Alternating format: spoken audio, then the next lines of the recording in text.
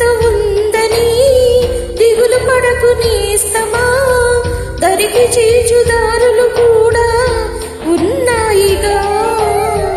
భారమెంత ఉందని బాధపడకు నేస్తమా, బాధ వెంట నవ్వులు పంట ఉంటుందిగా.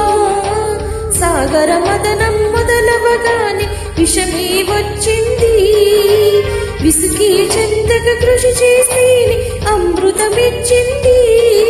అవరోధాల దేవుల్లో ఆనంద నిధి ఉన్నది,